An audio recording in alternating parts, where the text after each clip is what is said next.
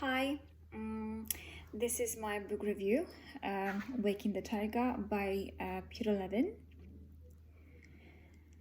It's taken me longer than I anticipated to finish this book because I have started maybe a month or 2 months ago, and then I stopped, and it was really hard for me to get back to. But I finished, so here I am, and it makes perfect sense why this book is included in the training that we have to read. Trauma, it's part of our life.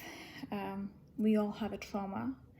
Unfortunately, some have a bigger and some people have a smaller trauma, but we are all actually born with it. And this is something that being passed to us from generation to generation. The good news is that a trauma can not only be healed, it's not a life sentence, but with the right guidance and support can be transformative. And I like that this book gives us hope. I like that there is some exercise that we can use, and also I like that he takes that natural approach towards healing. Trauma can never be fully healed until we address the essential role that plays in our body. It's our body are also affected, and body sensations are the key towards healing. He also mentioned felt sense. Learning to know yourself through the felt senses, it's important. He had a session with this Eskimo boy. That through that session he was able to guide him to that resource point, and using the pendulations when he was distressed.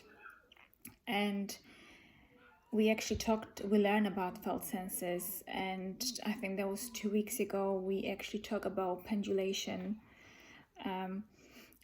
I wasn't there, but I listened to the recording and I thought it's such a incredible tool to know that we can always use and help people to feel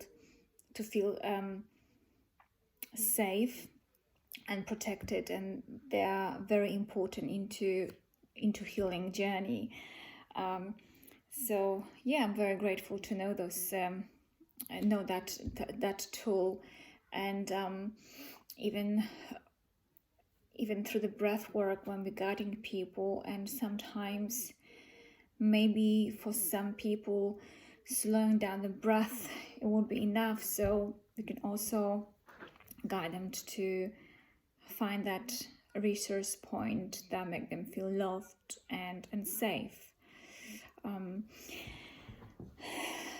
Trauma, like everything, it's an energy, and when we freeze and this energy is not discharged, it's trapped in our nervous system. And he talks a lot about the animals, and he said that we are sharing that reptilian brain with some of them. So we've got that reptilian brain that is regulation. Then we've got the limbic system part of our brain, which is emotions, the anxiety, arousal, and then we have the cortex, and that's planning, that inner voice tell us what is right, what we should do. So he also said that animals are our teachers, and I absolutely agree with him. I always said, sorry, not sorry. Animals are better than humans, and definitely we can learn so much from them. He was actually